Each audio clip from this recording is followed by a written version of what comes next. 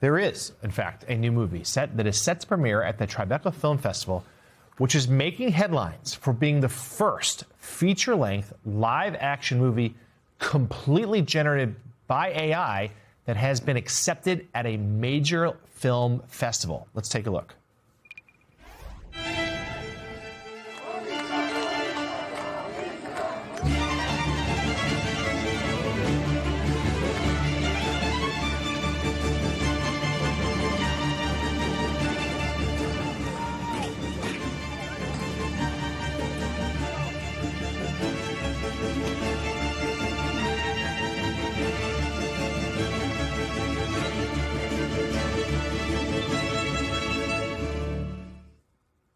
That was part of the trailer for Dreams of Violence. The AI-generated film was inspired by real events and follows the stories of 5 strangers who converge in a Tehran alley during the massive protests this past January and the deadly crackdown by the Iranian regime that followed.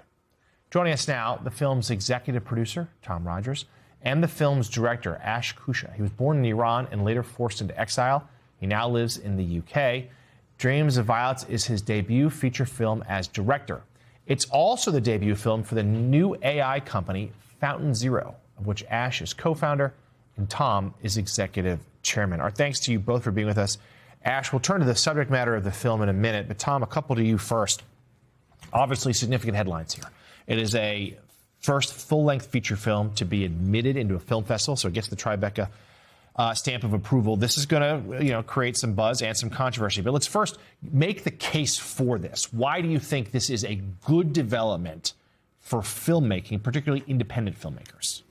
Well, New York Times had an article over the weekend about how independent filmmaking had hit a wall and that it was very difficult these days for independent filmmakers to get financing.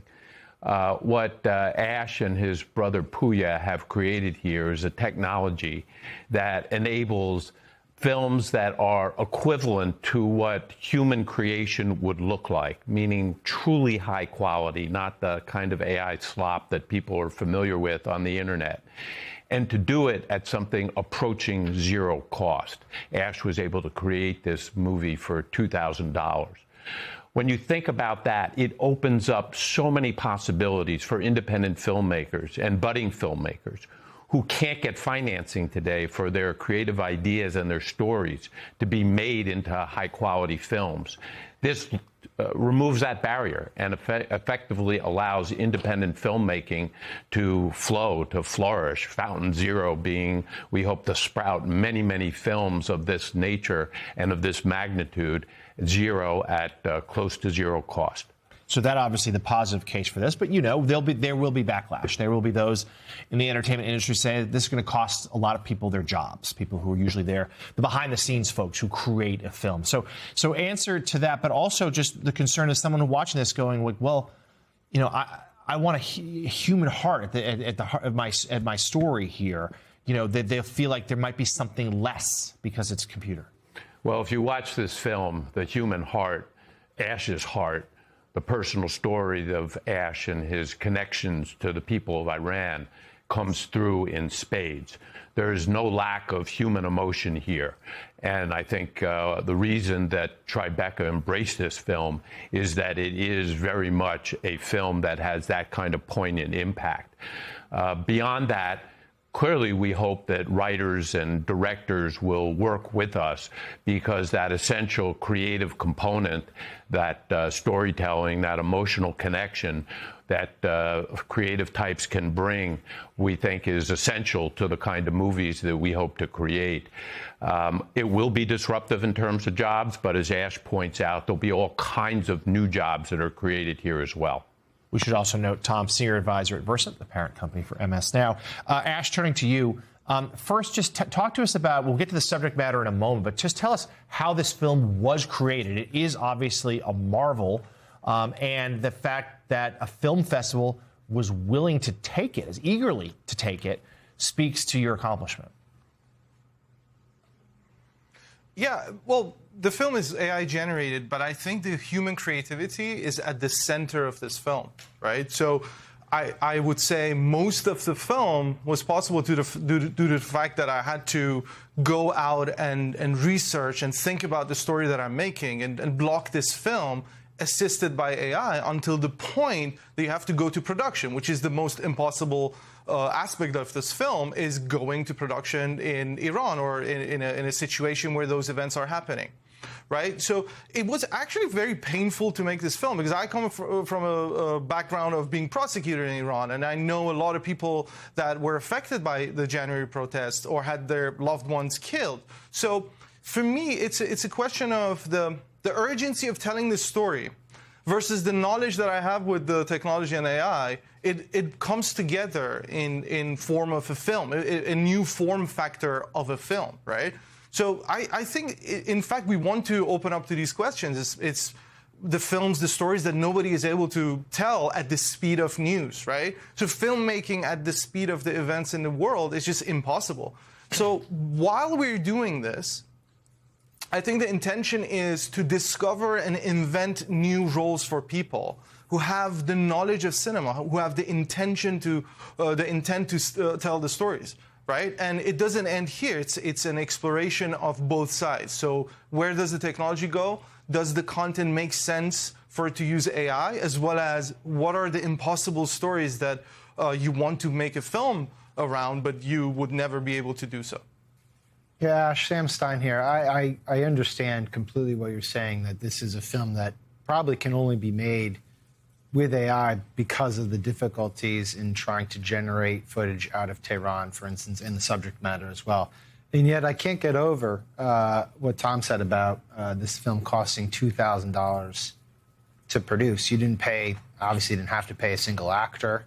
Probably didn't have to pay much of a crew at all beyond the people who are working with your technology. And I think for a lot of people, that's a little bit hard to sort of process.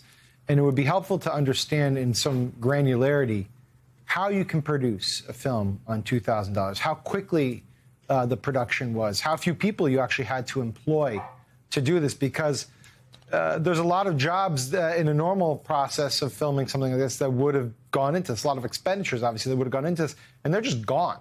So I'm just sort of curious, can you break down with some granularity the process here? Yeah, so I did the entire film. We didn't hire anyone. It was just a producer who was my brother, executive producer who was Tom, and I just sat down for 2 months and made a film at nighttime where I was doing my day job, and then I would just go take a stab at it every night, right? So yes, I get it. And a lot of those old jobs, the same way the splicing guy was then turned into DIT in cinema, and most cinema people understand this, is like generational changes in roles. Right? We do different things. When the Silicon Image in Mark II came and Lord of the Rings was using it, the same discussion happened. But this is a gigantic step, right? It's like an enormous step forward. So for me, I think producing and making a film like this, it's a one-off. For the future projects, which we are right now in the middle of, we're basically licensing voice, licensing people's images, and using their characteristics into training models to do the acting. So automation of the human parts is still required. So this is a nascent economy or definitions of jobs. But my sense so far, and I want to be careful here, is that there will be immediate jobs and roles that we have to invest in inventing those jobs, where film producers start making these type of films. They know that they have to go to the gaffer who's been setting up light on set to edit the images in terms of the setting of the virtual world in those images, right? So these skills are still to be translated into these new productions. So I can expand on this forever, but my take on this is that this is the beginning of finding a way to make AI meaningful for people, both on the subject matter, which is the consumer wants to get something meaningful, but also on the job market side. How can we get out of this sort of void that has been created where we are scared, at the same time we produce AI slop, right? So this is our attempt to get out of that space. The new AI-generated film, Dreams of Violets, debuts on June 10th at the Tribeca Film Festival here in New York City. I suspect a lot of conversation will follow. Executive producer Tom Rogers and director Ash Kusha, thank you both